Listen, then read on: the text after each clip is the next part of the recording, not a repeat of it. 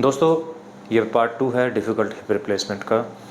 तो ये आज जो हम पेशेंट आपको दिखा रहे हैं बिल्कुल डिफरेंट टाइप का पेशेंट है। लास्ट टाइम हमने एक यंग पेशेंट दिखाया था जिनको ट्यूमर था और किस तरह से हमने उनका रिवीजन किया। और ये हमारे पेशेंट हैं सर्जरी के बाद, जिनके बारे में हमने पार्ट 1 में बात की थी। ट्यूमर था इनको फीमर में, जिसको हटाकर मेगा प्रोस्थेसिस लगाया गया था, लेकिन क्योंकि सीमेंटेड कप था वो लूज़ भी हो गया था और वो टूट भी गया था। इसकी वजह से इनका हिप डिसलोकेट हो गया था, पैर छोटा हो गया था और चलना फिरना काफ़ी मुश्किल हुआ था।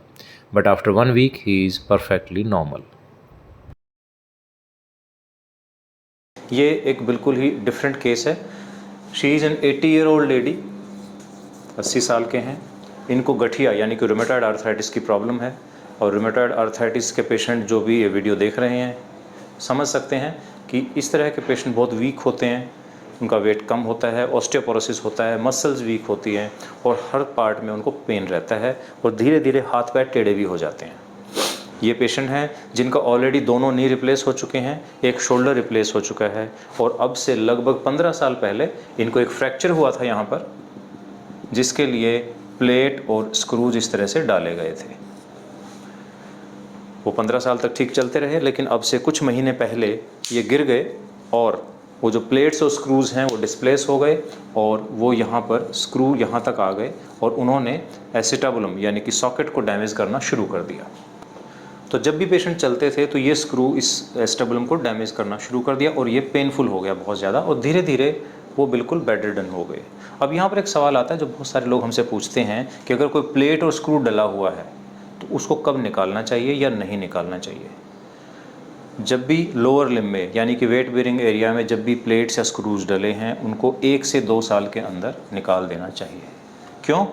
क्योंकि जब ये प्लेट वगैरह लगी रहती है तो धीरे धीरे ये बोन को वीक कर देती है, पूरी जो बोन है वो कॉम्प्रोमाइज़ हो जाती है।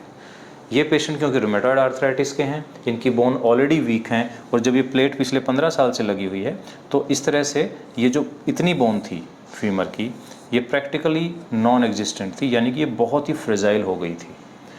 तो इसमें चैलेंज क्या है हमारे पास इस केस में? पहले मैं आपको एक्सरे दिखाता हूँ इनका।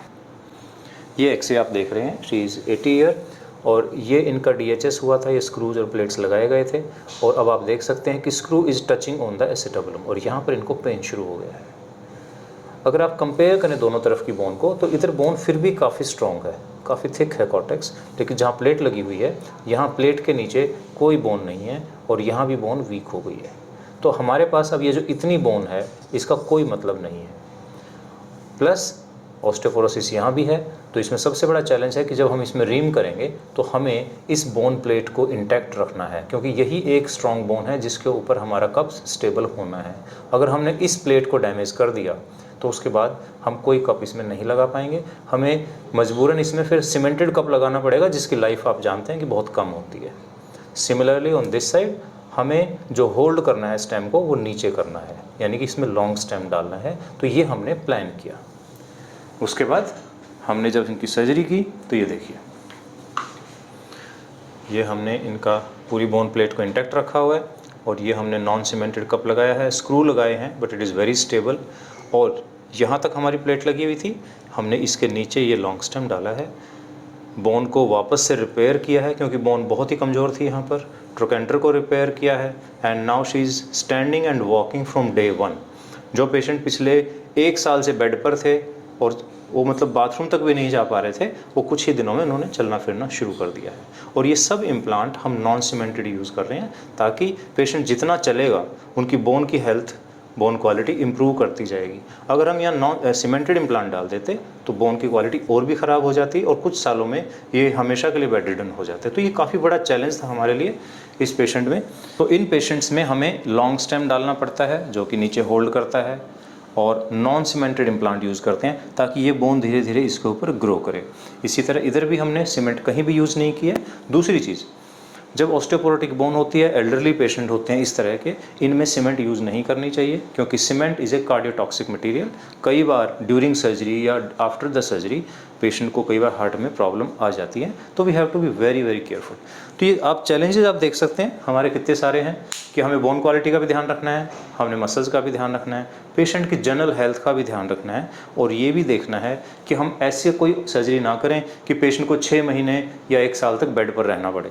क्योंकि इनको अगर हमने बेड रिडन कर दिया, ऑलरेडी 1 साल से बेड पर हैं, तो 2 साल के बाद पेशेंट की चलने की हिम्मत नहीं रहती है, उनके लंग्स और हार्ट की चलने की कैपेसिटी नहीं रहती है। तो इन पेशेंट्स में सर्जरी करना इज़ ए ह्यूज चैलेंज।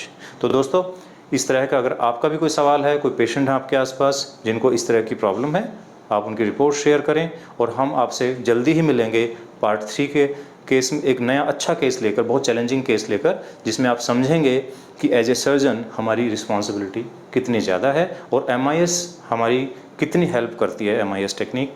तो दोस्तों, कोई भी चैलेंज हो, किस तरह का भी हिप रिप्लेसमेंट हो, MIS टेक्निक से हम सबको रिजॉल्व कर सकते हैं। Thank you.